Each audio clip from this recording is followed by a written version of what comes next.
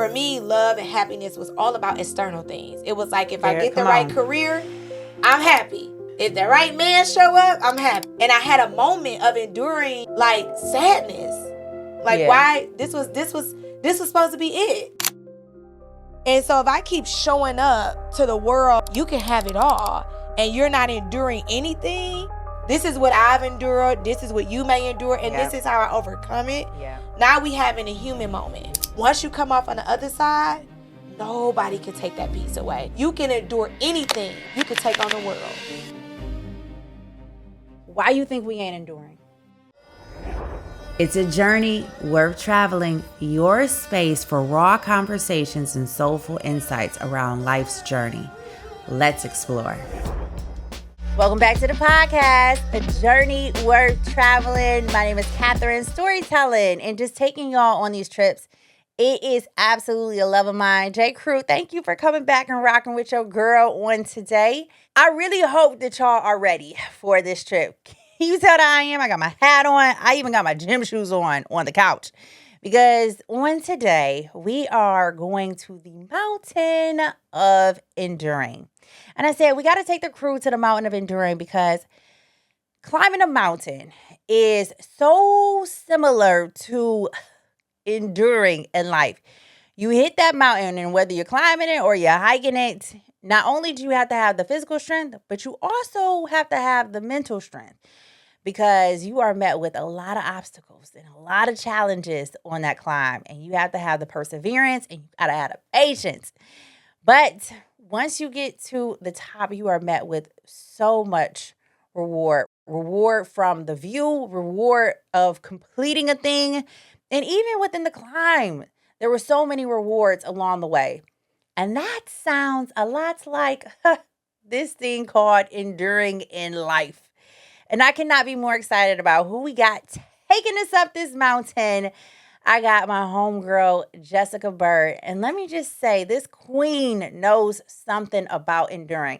And not enduring just for enduring's sake, because that's not what it's about. It's about enduring with and for a purpose. And that is why she makes for the best Sherpa, because she knows how to do that. Endure for a purpose. The trip was so good, I said, you know what? I can't take nothing away from this trip. We're going to have to bust it down into two parts. So part one is all about the importance of enduring, defining enduring, what enduring looks like from a career standpoint, the mindset that it takes to endure, and also what it looks like to endure yourself. And then in part two, that climb, y'all, it gets steep, it gets active, because Jessica becomes extremely vulnerable and open about her relationship with enduring when it comes to enduring as a wife, enduring as a mother, and again, just enduring ourselves. So many souvenirs are dropped along the way. I want y'all to hurry up and get over to this mountain. So let me go ahead and set up this trip. We are headed over to one of my favorite mountains, South Mountain, for a 5 a.m. type of hike. So I hope that y'all got y'all water bottles ready, because yes, it is going to be a little bit of work, but it is the kind of work that is worth it. J. Crew, without further ado, let's go hit this mountain. Yeah, I'm excited. Me too. Yes. So I want to kick things off by asking you, who is Jessica Byrd? Who is Jessica Byrd? Yes. Such a great question. So let me think. When I think about who I am, it takes me back to like my values, right? Because I feel like your values make up who you are. Absolutely. And so I call them the 3 Fs that pretty much encompasses who I am. And then I have a bonus F at the end. Okay, yes. So my 3 Fs are faith, family, and friends. And I'm going to start with faith because faith has really gotten me through anything. And when you talk about enduring, I honestly don't know how you endure much without faith as your foundation. Yes. So faith is the biggest and greatest gift that could have been given to me because it's free. And if you tap in, it can get you through pretty much anything. Girl, come on. So faith is my foundation. And And then next is my family. You mentioned it before when you opened up. Great opening. It was absolutely all true. But family is really the foundation after faith of who I am, right? I'm a mom of 2, a wife. And while those are major titles, I get so much from them and they give me so much, right? So it's something that we're giving to each other. And faith and family essentially is really what I ground my life on, right? And so before my work, before my career, my family is the most important. I will cancel anything for my children. I would cancel anything for my husband or anything like that because they know me and they keep me grounded. So my family is essentially a huge part of my life. And then the third, I said friends, but I call them family because it's the family you choose. They truly honor who I am, my true self. Yes. So I can show up with my friends. I don't need a facade. I don't need a title. I am just Jessica. And my friends accept that about me. And I feel like we all need outlets, places, and spaces where we can show up as our true selves. Absolutely. And so those 3, the faith, the family, and the friends really are the values and really is the core of who I am. And then my 4th one, I just added this one. Okay. I used to didn't have bonus one. It's the bonus one, but I used to didn't have this one in. But I say finances, and the only reason I say that is because when I think about like life and what I want out of life for my children and my family, exposure is a big thing for me. I wouldn't be anywhere if I wasn't exposed, right? And I'm not saying you need finances for exposure, but I do think that having your finances together allows you different experiences in life. Absolutely. Right? And so that's why I added that one because exposure is big for me. Traveling and meeting new people, stepping outside of my comfort zone, and the finances part really affords me the opportunities for some of those exposure moments, not just for myself, but for my family and and with my friends. And so that's my little bonus F. I love the fact that you really permit yourself to still be Jessica and have that freedom and that liberation of self. Thank you. You gotta have fun. Girl, you do. You gotta have fun. What is life if you not having fun? What is life without fun? I always laugh at people who just take themselves so serious. I'm like, loosen up. Yeah. And you definitely gonna get them there. I should have added fun as an F. I didn't even think about that one. We can put that as a bonus. Yeah, that's a bonus. That's a bonus. I like that. Okay, so when we talk about the journey and this journey that is absolutely worth traveling, it's like, whew, I really haven't seen a season in my life where I haven't had to endure. And I feel like because your journey is worth traveling, it is absolutely worth enduring. So let me ask you, what does enduring mean to you? What does enduring mean to me? I think enduring is a moment when you are in a space that is uncomfortable, unfamiliar, and difficult, maybe. It's an uncomfortable and unfamiliar space that you may have to visit for a while. In a moment of your life to get to where you're going. So while it's uncomfortable, I feel like enduring is very necessary. Yes. Because I don't think you appreciate the other side of endurance without enduring whatever you're going through. So it's a moment of time through being unfamiliar, but very necessary. Very necessary. And I say a moment because it can be a quick moment, it can be a long moment, it could be years. You can re-endure. You can endure and re-endure the same thing until that moment has passed. But it's definitely, if one word can stick out for me, it will probably be uncomfortable and unfamiliar. And it could be familiar the second time around, but it's still uncomfortable. It's always it's always uncomfortable. Yeah. When I was preparing for the trip, I said, okay, let's see what Uncle Webster say. So his definition, or the definition of enduring, lasting, durable, patient, Long suffering, but let me say this about long suffering. Having or showing patience in spite of troubles. Unceasing. So it's a couple more in there, but those were like the ones that I could relate to. And you know what was really interesting was like patience, because when I saw like patience as one of the defining words for enduring, like that's not something that would just naturally like stick out for me. Like when I think about enduring, I don't necessarily think about patience. I don't. Yeah. I think it's because you don't want to be patient when you're enduring something, right? That's it. Most of the time you want to get through it. Girl. You want to learn it. You like, I got the lesson. Next. Like, you don't really think about when you're enduring or going through a state of being uncomfortable.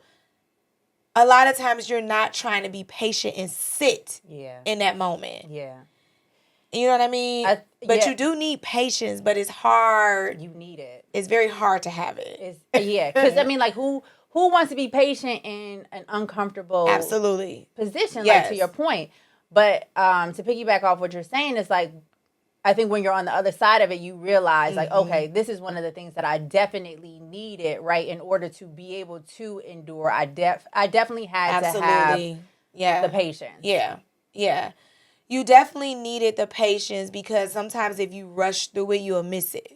If you rush through whatever you're enduring, right? And if you just try to make it out on the other side without understanding while you're enduring the pain or whatever, I mean, endurance doesn't always necessarily mean pain, but a lot of times that's what it's associated with. But if you don't have the patience, I'm learning that sometimes you can miss it. I agree. You know what I mean? So sitting through enduring is important, because you have to understand that moment. Yeah. And the why behind that moment. Yeah. I totally track with you.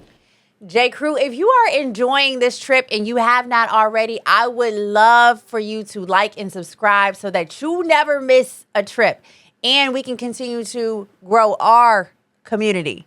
Now, back to this trip. When did enduring like first show up in your life? So when I was preparing for the trip, I was like, okay, when did it first show up in the journey, or when can I recall being the first time it showed up?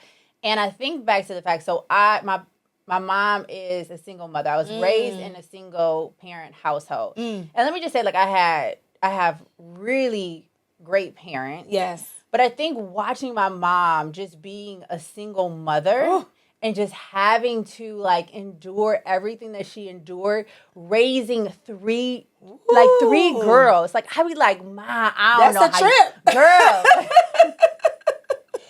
When I think about when endurance first showed up for me, so similar to your situation, grew up in a single parent household. And I don't know why we have the preference when we say that. Like, I was loved, y'all. Don't feel bad for me. But I do feel like I have the preference that, and I don't know why. Maybe, okay, can we just explore for 1 second? Do you think it's because people think like when you grow up in a like single parent household and your mother is raising you, that maybe your father is absent or something? That is it. Okay. I think that people think that means your father was absent. And then I think there's a really bad negative mindset when you hear single. When honestly, I know people who grew up in 2-parent households that felt single. So, you know what I mean? But I had a relationship with my father. Same. So it wasn't like I didn't know where he was. My father had just chosen to move away. So he wasn't living in Detroit. He had moved away. So it wasn't like if I needed to call my father, he was available, but my mother was just the one in our home. Yeah. So it wasn't like it was an absentee father or anything of that sort. So I got to give all of that background for that. But to your point, watching my mother it was just my brother and I. My brother's 8 years older than me. And watching my mother raise us on her own, I'm not sure I knew what endurance mean until I got older and I understood what she was doing. Yes. But down the line, definitely, I realized that my mother was teaching me day in and day out what endurance was without saying a word. Because I didn't see weak moments for her.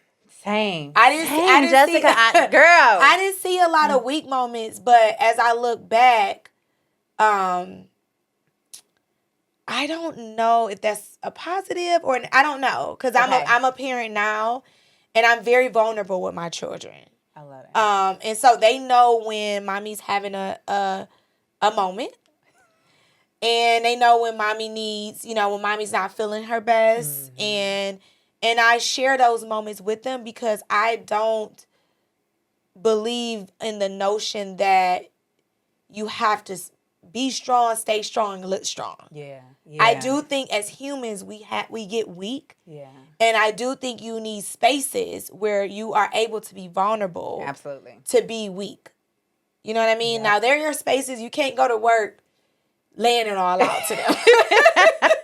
You got to endure that pain at work.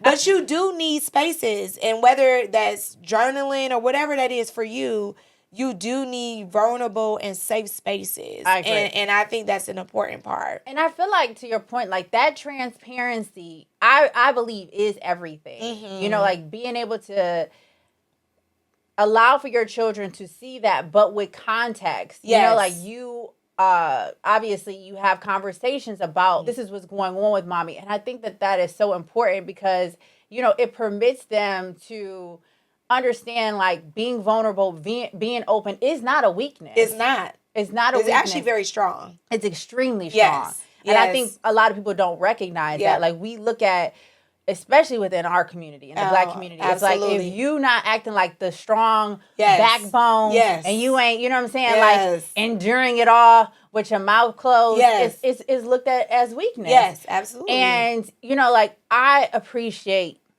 how my mother raised me. But it's interesting now when she has these conversations with us, and we had absolutely no idea what she was going through. Yeah. We had no idea what she was going through. Like, absolutely at all.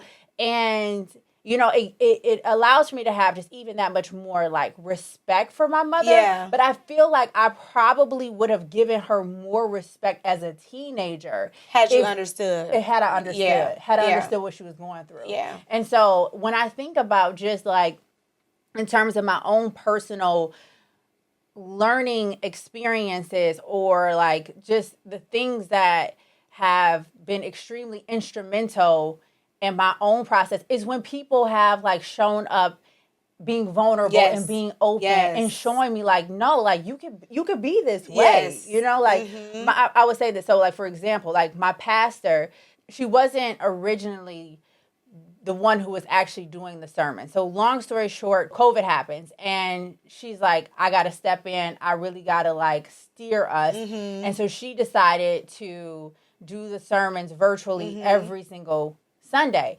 And because this was a new space for her, like, there was all these different emotions and, like, just thoughts that were going through her head. And what I appreciated is that she explained and expressed all that. You know what I'm saying? Like, she was very vulnerable. She was very open with us about what that journey looked like.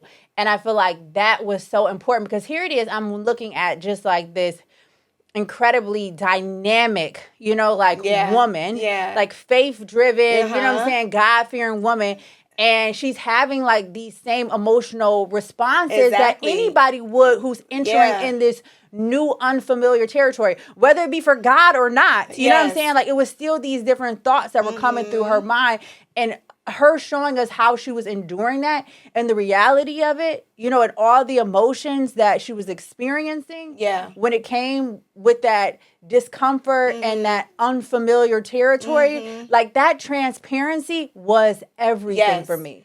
Yeah, it's like, it's so many ways when you share what you are enduring, it frees someone. Yes, there it is. You are not freeing anyone when you are always showing up and appearing. There it is. Keyword. Appearing to be or to have it all. Right. Which is why when you originally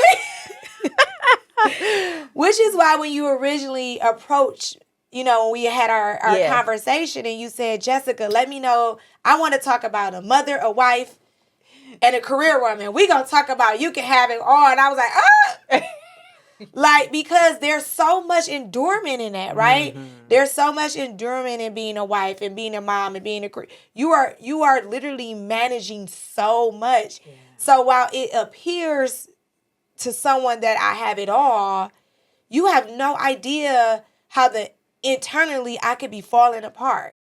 And so if I keep showing up to the world like you can have it all and you're not enduring anything, the next person that are having these thoughts or feeling these things, they are going to keep asking themselves, well, what's wrong with me? But the minute I free you from that and say, look, it's okay. Yep. This is what I've endured. This is what you may endure. And this is how I overcome it. Yeah. Now we having a human moment. Yes. You know what I mean? Yeah. And so what you're sharing is your pastor was having a human moment with you all. She stood up to the leadership role she was, I'm going to say called to do. Yeah, absolutely. But she didn't stand up and say, hey y'all, it's not like I went kicking and screaming. Like I was kicking and screaming, but I'm gonna do it. And sometimes that is endurance, right? Yep, you stepping up to you rising up to the ranks. Yep. But you are also being vulnerable with your followers and say, although I'm here and you see me here, this is what I was going through. Yep. So be patient with me as I go through this because we are enduring this together. Yes, and I feel like that is what sharing a moment and endurance is. I don't think you ever endure anything for yourself only. You know what I mean? I think endurance is spiritual, and I think it is a moment for you to free someone else. And you may not ever connect with the person in person, but you're helping the next person because in life we're all going to endure. Yep. We're all going to endure. The only thing that separates me from the next person is how I handle the endurance. Yep. And what I learned from the endurance. Exactly. You know what I mean? Yep, absolutely. And just not, like you said, we're all going to endure. It's just about like the difference between me and the next person is like my capacity, my bandwidth. Like very true. How long, like how patient was I with the process? Yeah. How uncomfortable was I willing to get? Yes. How has it shown up in your professional life? Oprah. That's such a high compliment, Jessica. Great questions. Oh, wow. I think in my professional life, it has shown up in so many ways, right? I'm going to start here. I am finally in a moment in my professional life where I feel like I am compensated correctly for my talents. Yes. That is some enduring mess, okay? Because you go through so much to actually get to where you are going, right? Yeah. So I started out as an intern. I had unpaid internships. I moved to different cities for jobs, always overlooked. I always say I've always been the underdog. So I've always been overlooked, right? Yeah. I've been told no more times than yes. And girl, I've applied to countless of jobs and been told no. And it wasn't really because of my skill set, right? It was just you're not the person we're looking for. And so I have endured so much in my career because I just feel like I've always been overlooked, right? I didn't have a traditional my background is in communications, and if you know, that's not a linear path. So you gotta figure it out. Yeah. And so I've been told no so many times. I worked for free so many times. And I'm finally at a place where I feel like I said in the beginning, that I am being compensated for my talents. But even so, I am still enduring what that means, because you can get to that place and then realize so-and-so make 3 times more than you, right? So it is a struggle. Yeah. It is a struggle. And for me, endurance in my career means constantly reassuring myself that I belong. What is Jessica like saying and thinking to herself in those moments? No, that's a great question. I think I'm going to go out on a limb and say sometimes you endure because you don't see another option. Right? Yeah. So I was told no, oh my God, so many times. But what would have been my option, right? I when I think about it, I could have, maybe took the no's and started my own business and things like that. But I had such a traditional route as far as like go to college, get a job. And so that was ingrained in me, right? Now my thinking is a little different, but that was ingrained at that time. So for me, it's like, if I keep getting told no and I honor the no's and let the no's be my story, where would I go from this? Where would I go? What is my option? To take the no and just not have a job? Right. To me, I told myself, it's something got to work out. At the end of the day, something has to work out. I went to school. I put in the work. I've interned for free. I've done the work. And bringing back my spiritual part is like faith without works is dead. So I did the works. Talk to him. I did the work. So the faith got to kick in. The faith got to start kicking in. And that's when the faith got activated, because it's like I did the work. I did what I said I was going to do. Yeah. So for me, it's like I got to find a yes. Yeah. I got to find it. And even when I got told no, it had got to the point where at first I just kept getting told no, but it had gotten so bad where I started asking why. And I think that was my biggest game changer. Like jobs would tell me no, or interviewers, recruiters would tell me no, and I say, "Do you mind sharing why? Can I have a coffee chat with you and understand where?" Oh, I love that. That changed it for me, because then I was being open to feedback. Yeah. I was being open to understand like where I needed to pivot and turn. Yep. Maybe my resume need to be different. Maybe my interviewing skills need to be different. Like I had became so vulnerable that it was like, what is going wrong? Yeah. And once I had opened up the doors of vulnerability to say, can you share why? It changed the course, because I was able to understand what wasn't happening. So sometimes those no's are there, but you have to understand why. Yeah, exactly. You know what I mean? You have to understand why. I agree, because like a lot of the times, like you take that no on as like you being deficient. Yes. Or you not being adequate, right? And so I think to have that understanding of why and being able to like recalibrate in a way, and then go into another space and navigate in such a way where, okay, I have now kind of learned from, whatever that feedback was, and I've been open to it. Like that's what it's all about. It's all about like being open to something and how am I going to grow and how I'm going to develop. Like that's all about enduring too, right? Because I mean, what got us here isn't necessarily going to get us there. So it's like on that, as you're on that path and you're consistently enduring, like I think that's money right there. It's like the biggest thing with enduring is not just necessarily staying the course, but is how can I get better so I can eventually get on the other side of this? What can I, like to your point, what can I learn from this? And I think that is a huge takeaway with just enduring, because you shouldn't just be enduring to endure. No. Right? You have to learn something. You got to learn something. Can we get something out of this? Can we get something out of it?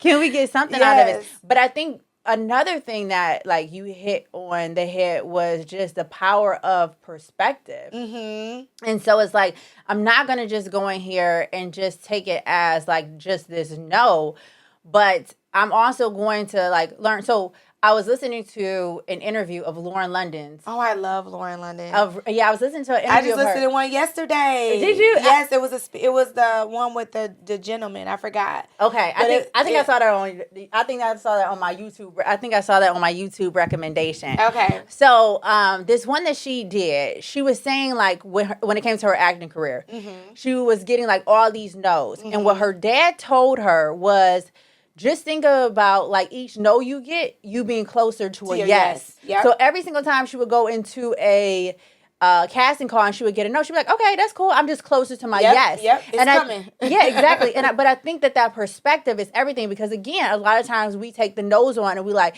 dang, maybe that means I'm inadequate. Maybe that means I'm not, like good enough, right? I'm not worthy of whatever it is that I believe is my calling because it's not necessarily happening in the way that or in the time frame that I thought it should happen. But when you change your perspective and you're like, okay, well, that just means that I'm closer. Like the no's aren't taking you further, but it's actually getting you closer. Absolutely. Like that power of perspective is everything, especially while you're enduring. Yeah. I think you hit on something really important that is needed while you're enduring and it's your mindset. Yes. So, you can make a know your story. And you can sit there in that story. And you can say, well, it's just not going to work out for me. It's just not going to work out. And you can sit in a space of being a victim to what someone else is telling you. Yeah. So your mindset is very important when you're enduring because you have to, at one point I had to change my mindset to say, why is it a no though? Like why tell me why you shared the no to me. Right. So that I could pivot. Cause sometimes you have to pivot. You have to pivot. And so you cannot just become a victim in your endurance. You have to have a mindset of I'm going to get through this. Yeah. There's a lesson in this. There's a lesson in it. And I may need to pivot from this. Okay, seriously, that's gonna be our next stream is the power of the pivot. The power of the pivot. Because I'm telling you, there's so many times where I had to pivot on something, and thank God I was open to that pivot because that pivot was everything. But there's also been times where I chose not to pivot, and it has absolutely been to my detriment. Say it louder. They didn't hear you. It has absolutely been to my detriment because I was unwilling to pivot. I saw it this one way, and I'm like, nope, I got to have it this way. And I was not open to anything else, and that was absolutely to my detriment. Yes. But every time, I got to a point and I was open to the pivot, girl. It's so much power in the pivot. Some of my greatest stories, my greatest moments, my greatest learning lessons, my greatest experiences in life have come from the power of the pivot. We got 2 trips in one. Girl, listen. The power of the pivot is so important though, because you can sit somewhere forever and be stuck. Stuck like Chuck. And that's not enduring. That's called stuck. You can't get stuck while you're enduring. You have to be open to a different mindset so that you know when to pivot and you know how to pivot. Exactly. And a lot of times, to your point, once you pivot, you're like, wow, why didn't I do this sooner? Why didn't I do it sooner? I think one big thing for enduring is your mindset. Absolutely. You got to be conscious of your mindset. So what does Jessica's mindset look like when enduring? Wow, if you would have asked me that maybe 5 years ago, I would have been that person. I would have been the person that just didn't understand pivoting or didn't understand looking at things from a different perspective. Now, when I am enduring something, I am so open. Like even when you asked me about the career, right? And I talked about, for me, enduring in my career has always been a journey of self-worth. I'm asking myself, but why? Where did you not feel worthy entering your life? And it entered in when I kept hearing the no's. So sometimes in your state of enduring, you can write a story that stays with you forever. So for me, it's like, okay, for enduring now, I'm not going to let what I endured become my story. Yep. I'm going to learn from that moment. Understand why I went through that moment, and then I'm going to rewrite me another chapter. I'm going to rewrite another chapter. So for me, when I am enduring anything now, I am so open. I'm almost so open to I welcome enduring stuff. Like, even when it's pain for me, I used to rush through hurt, rush through pain. I'll even tell my friends, my husband, family, husband, I'm not going to rush through this. I am hurting in this moment.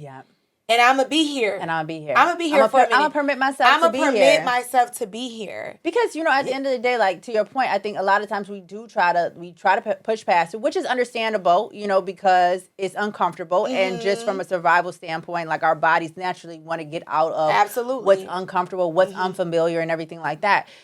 But at the same time, like, that experience is real, right? And I deserve to be able to feel through that experience, because I know that if I try to gloss over it, I can miss the lesson. I can miss the lesson. Yep. I think one of the biggest things, like, for me, in terms of, like, my mindset when it comes to enduring, is like, okay, we gotta lock in. Yes. You know? I love that. Yeah. I gotta lock in. I gotta focus in.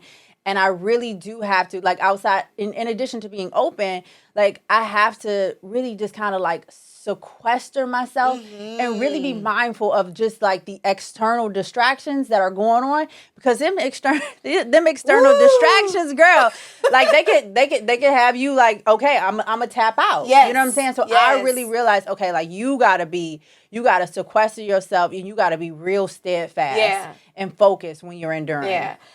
I always have to say, you did a nice introduction to me, but I got to give you your props. I am always so impressed that you don't have any social media. So I'm like, what distractions? Because when I think of distractions, I just think of social, because that's where your mind, you know, but you're right. I love when you mention, like, I got to lock in. I got to lock into this moment. Like, and eliminating distractions, that's another trip too. Because distractions have you gone. Yeah. Like, you don't even see reality no more, because you are so distracted by other people's perceptions that has nothing to do with yourself, your journey, your endurance, your anything. Yep. So I love the lock in. I love that. So I want to explore there, because you brought up, like, some really great points just in terms of, like, these different external distractions, whether it's social media, whatever it looks like. So for me, like, from the professional side, when it comes to just enduring and being locked in and being focused, you know, like, production is a constant endurance, because it's always something. Like, even in this show, even in this trip that we took, y'all, I'm gonna be 100% honest. We're gonna be transparent and open and honest and vulnerable. This is our third attempt. They told us the mountain was closed. We had flight delays, all kinds of stuff, but we made it, y'all. We here. We are here. But production is all about, like, enduring, and especially when it's things that you're extremely, like, passionate about, right? Like, those kinds of things, like, all of my passion projects, when I look back at them and I reflect on them, the way that I've had to endure is just like, whoo, okay. I'm a love when it's when it's a little easier. But there are so many different lessons that you learn along the way. But because enduring is so uncomfortable, for me, the reason why I say I have to lock in and I can't let external distractions kind of get in that way is because they're, like, even from, like, a social standpoint, right? Like, you got your friends calling you. It's a hard moment. And naturally, you want to go have some fun. You know what I'm saying? Like, naturally, you want to just go ahead and be like, all right, you know what? We gonna wrap this on up. I'm about to go hit, you know what I'm saying? I'm about to go hit happy hour, because that's the easier and that's the fun thing to do. And, like, do I really want to sit through and endure whatever I'm enduring, endure this writer's block, endure, you know, like, whatever it is, endure this mode that's happening, you know what I'm saying? Like, this mode that we came across when we were originally building out this room. Do I really want to endure that? Or do I just want to take myself back to Chicago because it was the summertime, you know, and be on the rooftops, be on the rooftop somewhere, sipping on a something. And then we wouldn't be sitting here, right? Exactly. So there's purpose behind endurance. There's so much purpose behind endurance.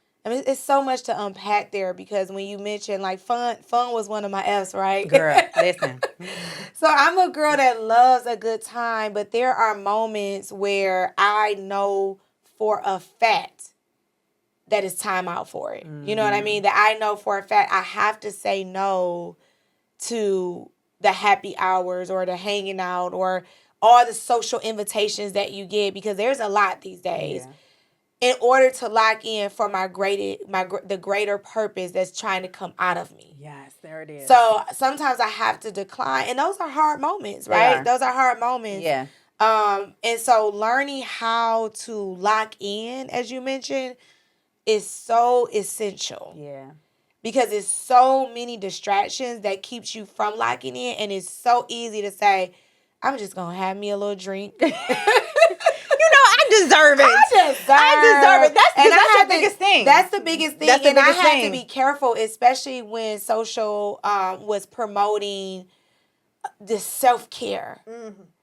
Oh my God. And the idea of what self-care looks like. Yeah. Was so superficial to me. I'm like, self-care is not getting your nails done. I actually hate getting my nails done. I hate sitting there because it's a waste of time, but I do like the end result. So I have even transitioned to like press-on sometimes. Mm-hmm. So the things that people were like saying self-care to I'm like, was very superficial. Mm-hmm. Like cocktail hours or hanging with your friends. Like those are essential moments that feed your soul, but those are not self-care. Mm. Self-care is knowing when to say no and lock in. Ooh, self-care is knowing how to endure something and pivot. Self-care is knowing how to journal and have a moment of silence to yourself.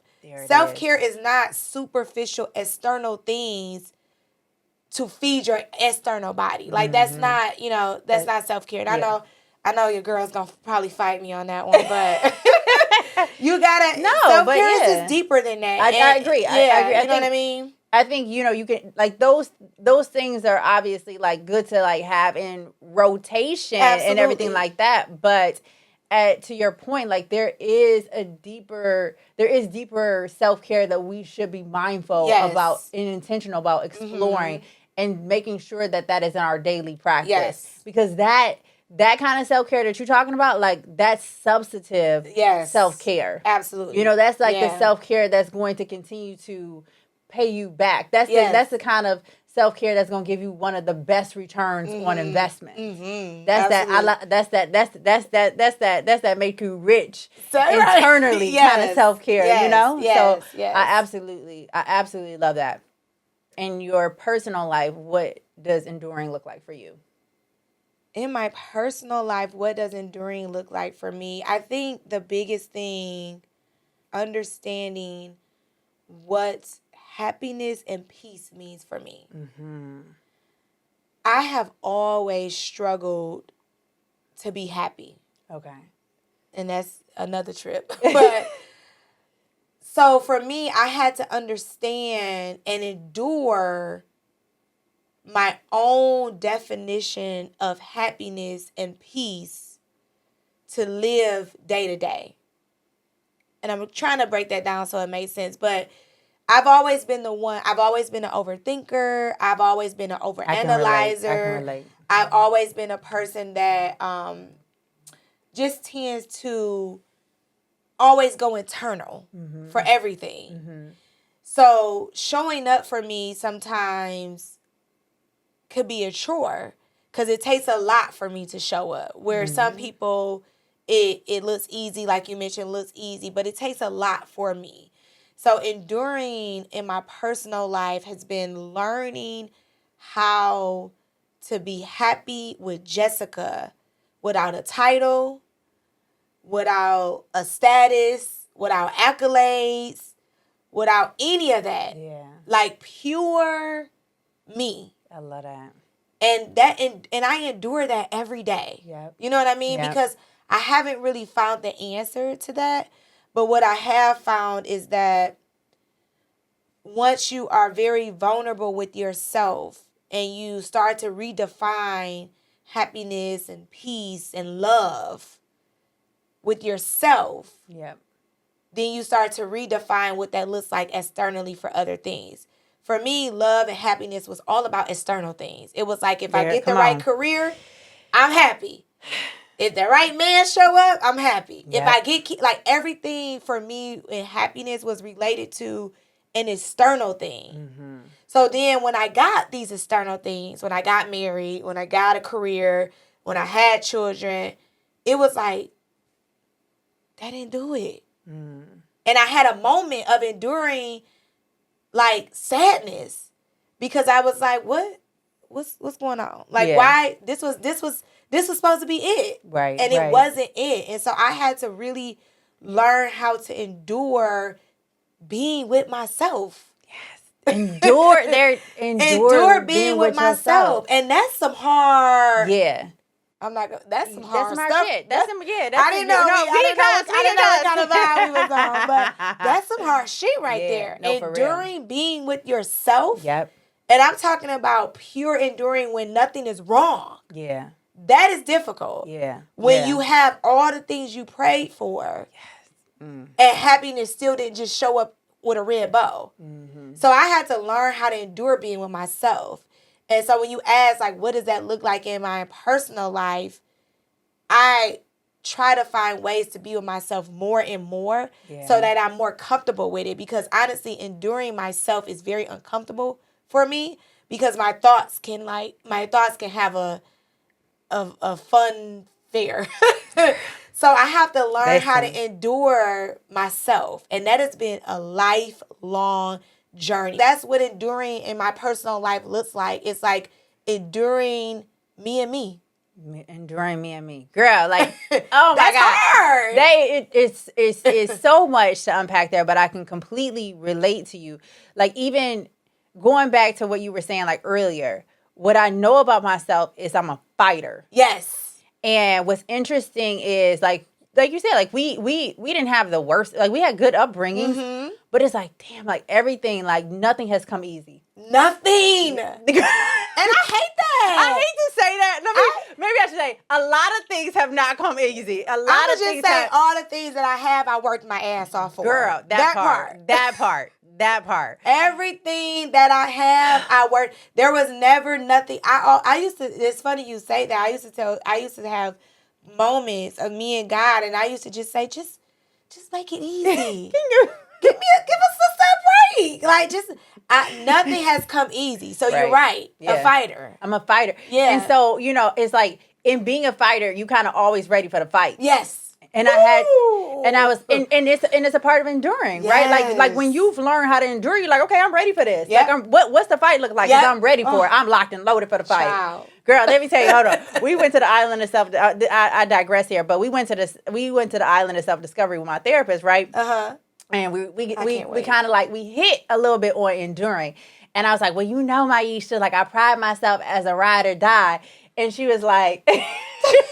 I do though, like, because I'm like if I'm with you, I'm with you. You know what I'm saying? Like, if you my homegirl, like, you know what I'm saying? Like, I'm there for you. I'm there for you. Yeah. You know what I'm saying? Like, I'm coming through. I'm pulling up. Like, whatever it is that you need, like, I'm fighting with and for you. Yes. You know? Yep. And so she had to give me the comment. She was like, I said, so we can't do that no more. She was like, but with wisdom. Yes. You know what I'm saying? Yes. So I think even like when I'm fighting for stuff, it's like, you got to fight for stuff, but with wisdom. Absolutely. When you're enduring stuff, you got to endure, but with wisdom. Absolutely. So I had to have a moment with myself. It's like, okay, I get, Catherine, that you are a fighter and that you are willing to endure. But at the same time, like, I also feel like sometimes that's a survival mindset. Absolutely. And we trying to be in this thrive mindset. Yeah. And just like you always being ready for the fight. I don't know how healthy that is at times. You know what I'm saying?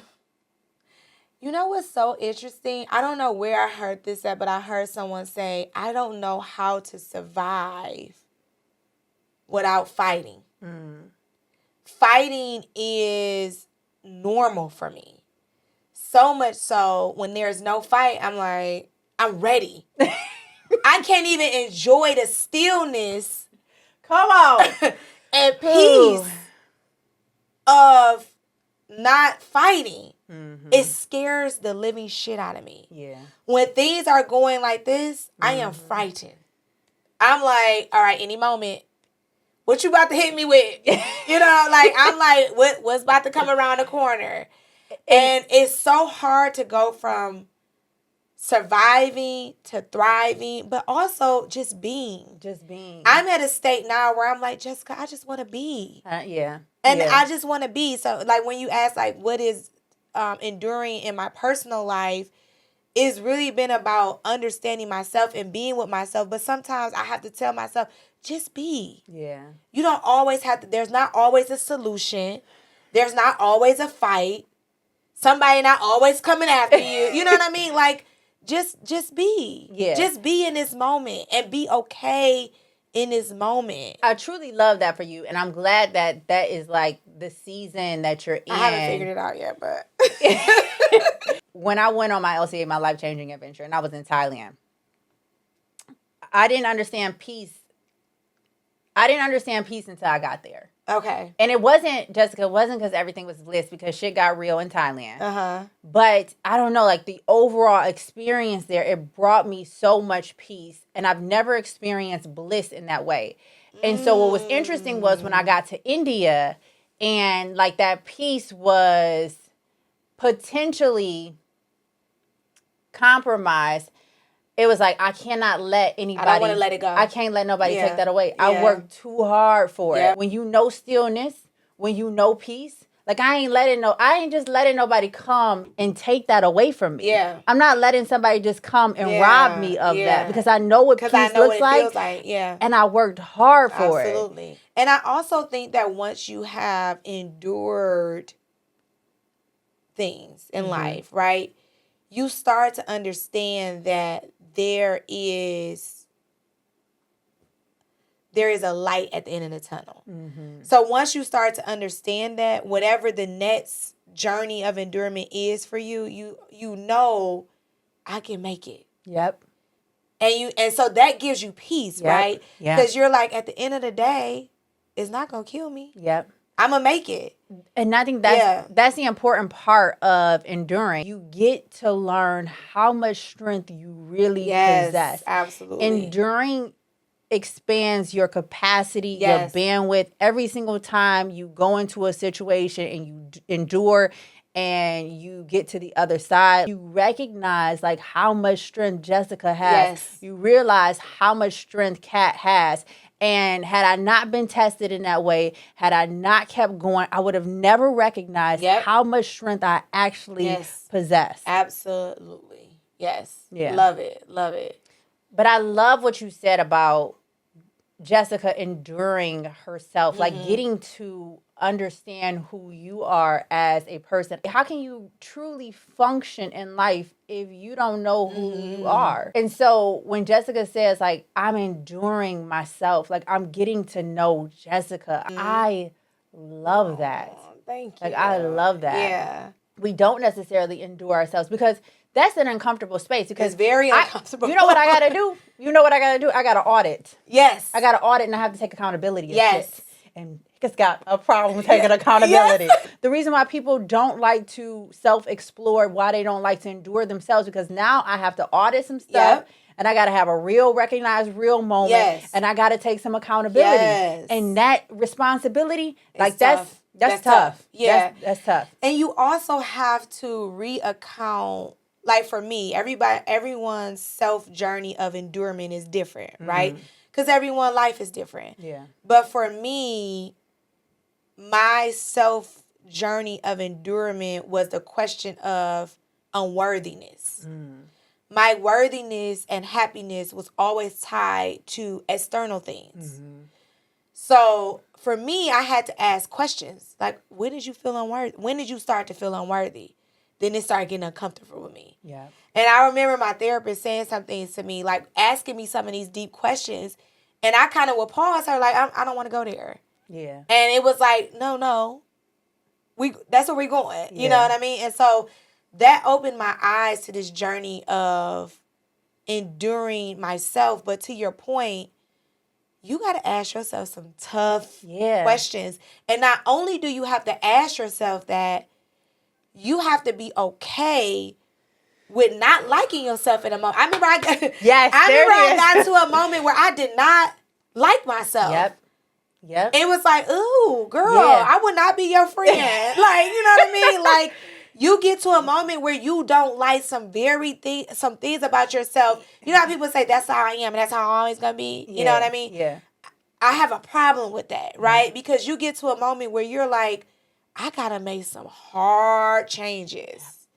Yeah. I got to make some hard changes because who I'm showing up for myself and for others is not right. Exactly. I got to make some changes. And so when you self-endure who you are, you have to be honest and real with yourself. And nobody is there to judge that but you. But you. And that's hard. There are some ugly truths about yourself. There are some ugly truths about yourself. And that is hard. That is hard. That's a hard pill to swallow. That's a hard pill to swallow because you have been this way for so long. Yeah.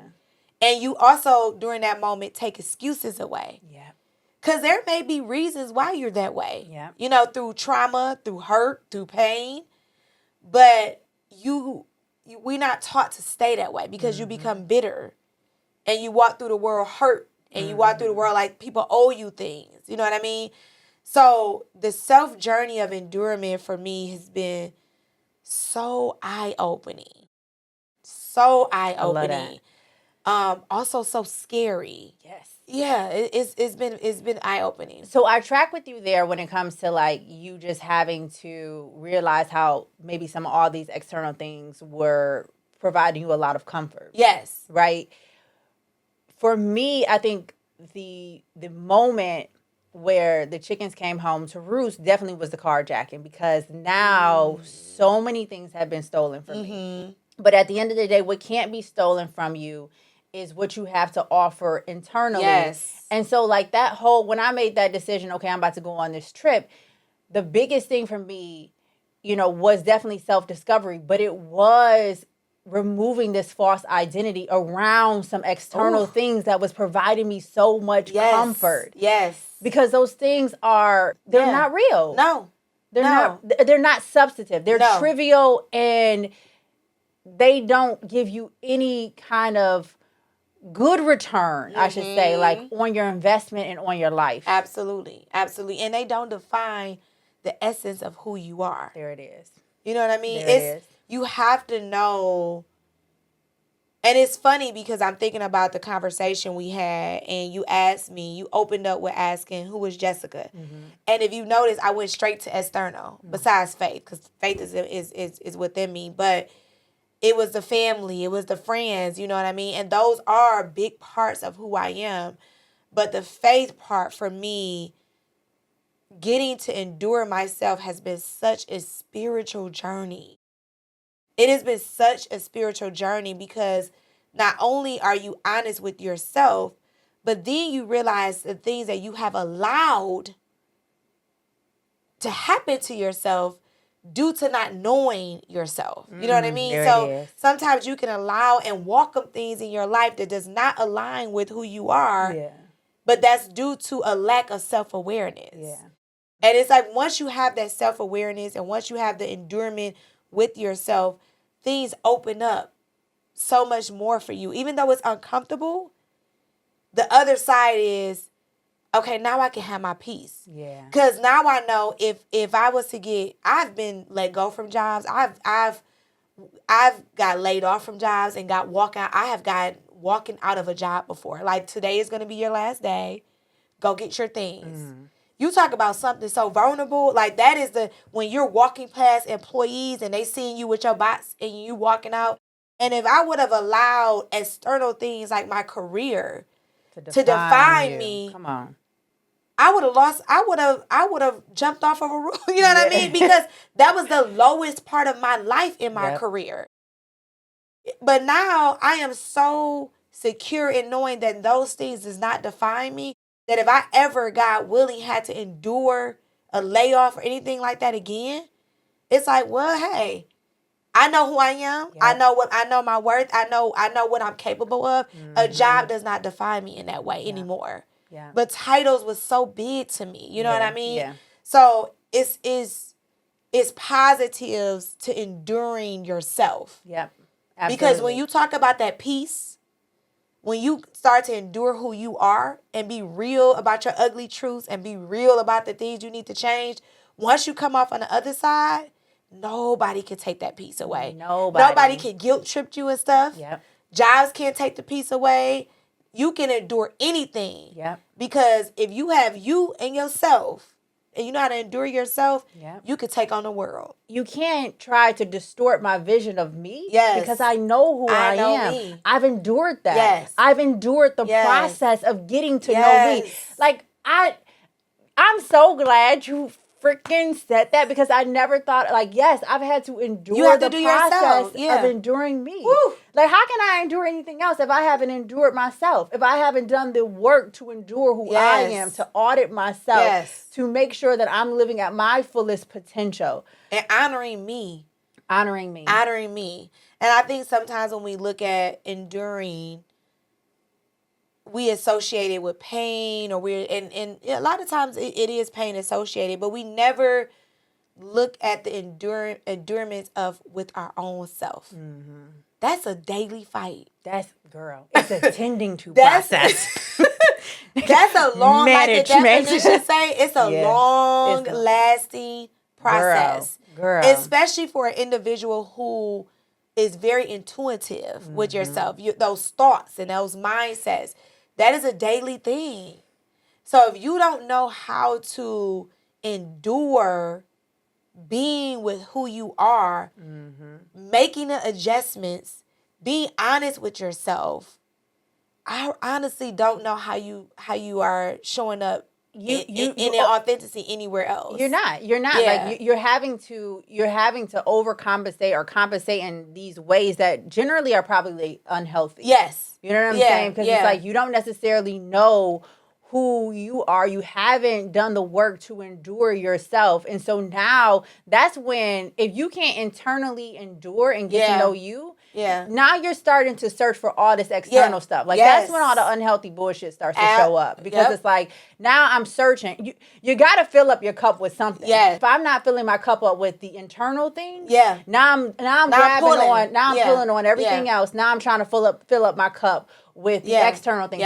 Everybody is going to get hungry. Yes. It's just, what are you eating and what are you allowing yourself to be fed with? Yes. That's the money right there, is learning to endure yourself. Because then you can endure anything. Then you can endure anything. And nobody can tell you otherwise. Nobody can tell you and no one can take it away. Nope. Because you like, if anything externally come my way, I'm going to have me. I got me. I got my faith. And I know I can make it. So is that what is happening when we are deciding not to endure? Like, what if Jessica decided not to endure? Mm-hmm. What would that have looked like? Whew, that's a lot to unpack. Like I said before, happiness for me was everything external, right? Mm-hmm. And then you get all these external things that you think bring you happiness. So if I had decided to say, I'm not going to endure myself, and I'm not even going to endure and acknowledge the fact that I'm still unhappy. Because you can lie to yourself, right? I'm not going. This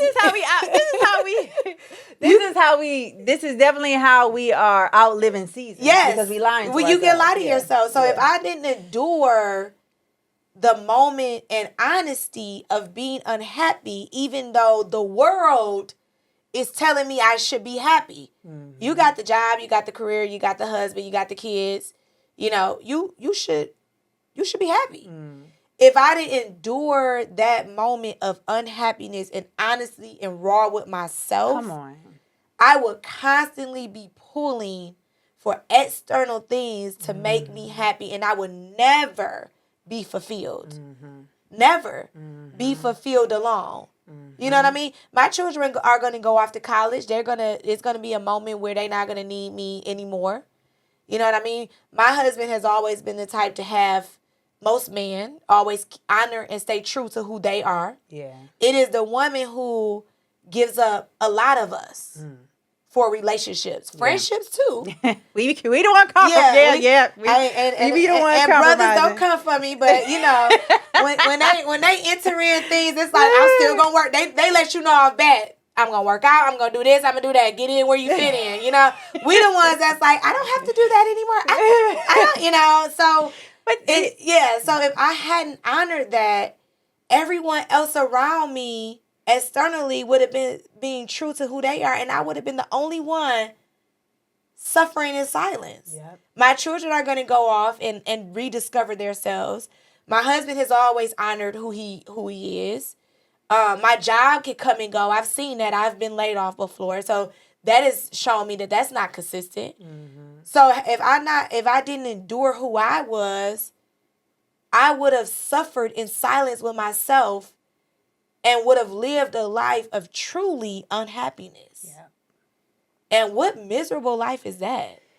Where you have all these things, yep, and you are miserable with yourself? You know what I mean? Like, that's a miserable life. That's a miserable life. That is an unhappy life. Yep. And I would have just lived an unhappy life by not honoring and enduring time with me and understanding me. This not a dress rehearsal. We got one life. We got one life. You know, and so I got to be happy while I'm here. And I got to figure out what that means for me eternally. If we didn't endure, we wouldn't be sitting here. Exactly. And we would have settled a long time ago. Yes. You know, I think when you don't endure, you end up settling. You do. Enduring really is allowing for yourself to get to the tops of your mountains. Enduring on the other side of enduring is the success. So if I'm not enduring to get to my success, then I'm settling. I'm settling. You stop climbing midway. You like, this enough. Listen, I look. When I was preparing for this trip, what came back to my spirit is this parable about the guy who was 3 feet away from the gold. Ooh. He was 3 feet away from the gold. He stopped short 3 feet away from the gold. When you on that climb, you could be 3 feet away from the gold, but if you stop short of that, you're never gonna get there. You're never gonna get there. You could be 3 feet away from it. We have to keep reminding ourselves when we're on that climb, but I could be 3 feet away. From getting that yes. Yes. I could be 3 feet away from getting that grant. Yep. I can be 3 feet away from getting that job opportunity. Yes. I could be 3 feet away from making that impact. Yes. Yes. But you settle. You settle and you stop. You stopped. Yeah. And you ultimately settle. And you settle. Why you think we ain't enduring? Why we ain't enduring, Jessica? Talk to the J Crew. Why we not enduring? I think we don't endure because it's uncomfortable. Yeah. Who wants to be, like, honestly? Who wants to be uncomfortable? I mean, but you gave an example today, right? Like, even this podcast, right? We put out in the universe that we wanted to take a trip of enduring. And y'all, I got here at 12:30 today. She did. What time is it right now? Okay. It's 8:16. It's 8:16. And so much was coming our way. It was. So much was coming our way not take this trip. Yep, it was. And even when I said, you know what, I'm going to come back, there were voices to me that said, just go home. Don't even, just go home. You tired, the kids at home, just go home. Yeah. I had so many excuses to not come. But because I know that there is purpose always on the other side of obstacles, I said, nope, I'm pushing through. I'm going to do it. So when you ask the question why we don't endure, I think, one, we don't like being uncomfortable, and two, we give ourselves excuses. Yeah. We know how to excuse ourselves out of a business. Girl, come on now. And you know what? Honestly, excuse ourselves out of love. Yep. We know how to make excuses to not move forward with something. Yep. We could come up with some excuses. And you know, Jessica, what it is because we don't think we're worthy of it. We don't think we're worthy. And that's why enduring myself and understanding self-worthiness was important for me. Yeah. Because I'm going to tell you when it became important for me. When I had my daughter. Talk to me. That's when it became important for me. Because I get chills. She has moments where she has these moments, right, where she's so pure because she's still young. You know, when we young, we pure. Yeah. She has moments where I could see sometimes her self-worthiness declines, and I have to reassure her, no, don't talk to yourself like that. I love that. Yeah. And then I had to, and I remember she told me one time we would go out and try on clothes, and she was like, "Mommy, stop calling yourself fat. Stop it. I really hate that you do that." And I remember I was like, "Dang, every time I put on clothes in front of her, I am self-criticizing myself. And what am I teaching her? That I'm just never good enough for myself? Like, I never feel worthy of myself." And not saying that worthiness is tied to clothes or how you look, but it was in that moment I had to say to myself, I have a little girl that one day is going to question herself. I cannot properly teach that if I still feel unworthy myself. I can't tie worthiness to a man to her. Yeah. You know what I mean? Yeah. I can't tie worthiness to a job for her. I can't tie worthiness to a sport. Yeah. She has to be worthy just all by herself. So when I had her and I saw these vulnerable moments in her, I realized that I had to endure this trip of self-worthiness in order for me to be the best parent I can be, but person I can be to myself. Yeah. Yeah. And so she brought that out of me. You know what I mean? And so, and I'm not saying you have to have children to bring that out of you, but I just think there's moments in your life that I call them spiritual moments that shows you need to sit down for a minute and self-reflect. And we just move by those moments. You know what I mean? I'm not gonna do that. I'm not ready for that. Yeah. And so this journey of enduring myself it's become very interesting. You also understand the importance of being an example. Yes. Like yes. I'm enduring so that I can be the best example Yes. for my daughter. Yes. I don't want to just tell her something. Yes. I want to show up Yes. in the way that she needs me to show up to be the best example. So I endure so that I can be an authentic and a genuine example for my daughter. Yep, you hit it. Yeah, absolutely. And that goes back to the example you used earlier about your pastor, right? By being vulnerable and telling you what she was enduring, she was being an example to all of you ladies that were looking up to her. What best mentor can be when you share your vulnerable and enduring moments with people? Yep. You know what I mean? You have to be able to be open about that. So when you talk about like why aren't people enduring, I really do think it's because we make excuses. Yeah. And I think it's because we don't like being uncomfortable. We don't like being uncomfortable. Yeah. And I can completely relate with you there. When I was in India, that's what it was all about. It was all about I was so uncomfortable. All the stairs, I was not used to that, nor was I prepared for that. Like, there was no way in my mind I thought that was the way India was going to show up for me. Wow. I thought she was going to show up and she was going to be peaceful, the same way that Liz Gilbert said India was for her and Eat, Pray, Love. I was like, oh, wow. India. So you went for a whole different experience. Girl, yeah. So when India showed up the way she did, I was like, I was shocked. I was like, hold on. So what caused you to endure through that being uncomfortable? Right? Because you could have packed your things up and left. I could have packed honestly, and you know what I could have did? I could have took the braids out of my hair.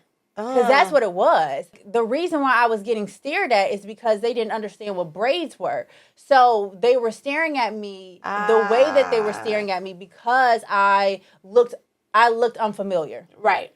What was so uncomfortable about the stares is like all the stares were not stares of interest or intrigue. Like these were also stares of disgust. And that was difficult. You know what I'm saying? It was the stares of disgust, like just people looking at you like you're some kind of side freak show. You know, and I could have took the braids out with the easy route. I could have but Jessica, someone was like, you got to endure. And like I said, I'll be ready for a fight. So one of the things I wanted to do, again, going back to removing this false identity, like, no, but this is who I am. I am this black girl in India with braids. And I'm not going to let nobody take that away from me. And you're teaching them too, and right? I'm teaching them too. And in that, I learned so much about myself. And I learned how to become comfortable in uncomfortable situations. Yep, that's it. But in that, I still chose to endure. Like I said, I could have took the braids out. That would have been the easiest thing to do. But I honestly felt if I gave in on that, I would have been giving up on myself. Yeah. I you would have wouldn't been have honored settling. yourself. I want to honor you myself. You wouldn't have honored yourself. And because we've learned how to endure ourselves, yes. like when moments show up like that. You know how to honor and stay true to yourself. Exactly. And that's how enduring yourself shows up in uncomfortable situations. Yeah. You know what I mean? Yeah. You learn to honor yourself when others aren't. Yep. You know what I mean? And so that's why that journey of enduring yourself is so important, because you will constantly be changing who you are. Yeah. You know? And so good for you. Thanks. I mean, and let me just say this. It's still a tending to process. For sure. When you're still in uncomfortable situations, it's not like, oh, I got it all together. No. You know what I'm saying? I still have to, again, going back to you, what you were saying, like, you're still having to have conversations with yourself. Yep. You're still having to affirm certain truths. But because you've endured before, you know, now you have an experience to act as a staff for you. Yes. Now you have something to go back to, and you're like, but Kat, you've been here before. But Jessica, you've been here before. Yes. And you endured it, and you can do it again.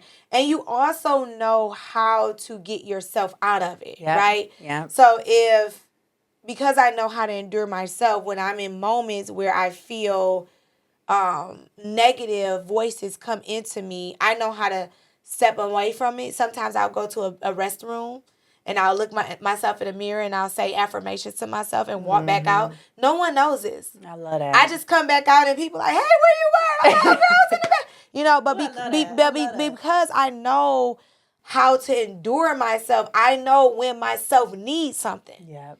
I know when myself is depleted of something. Mm-hmm. I know when myself is starting to shrink. Mm-hmm. And I know when I need to go back and and pour in my cup. So when I'm in social situations for work or things where I'm feeling uncomfortable, I'm not feeling worthy, because I spent time with enduring myself, I know how to say, I know what this feeling needs.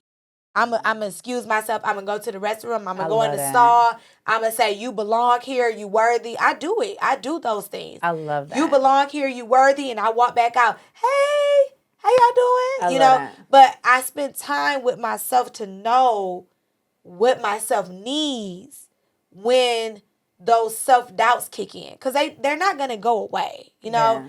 They're not going to just disappear. So like you said, it's not like we have it all together. But because I endured time with myself, I know when I know when I need stuff to fill my own cup. Because if I wait for others to do that or self-affirm myself or come up to me and say, you belong, I will be waiting forever. Forever. You know what I mean? So that enduring myself has taught me when I need to go fill my own cup. Mm-hmm. I'll be right back. Mm. I love that. J. Crew, we're going to take a page out of Jessica's book. The next time we feeling uncomfortable, we're going to excuse ourselves and go to the bathroom and just speak truth to ourselves in the mirror. You have to. Just affirm the truths that we know about ourselves. Like, I really it has carried me through so much. Oh my, even with this podcast, and this is, I mean, it wasn't, I know you and I've been knowing you for some time, and it was even moments where I was like, well, who am I to tell my journey? And then I had to reaffirm myself coming back in. Like, no. Your story is worth telling, So you have to, it's a constant thing. Yeah. Those moments, because I endured myself, I know how to say, I need a minute.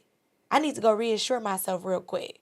Woo, J. Crew, tell me Jessica ain't a great Sherpa, right?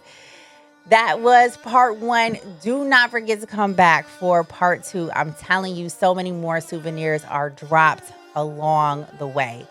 Into the continuation of this next trip, peace and blessings.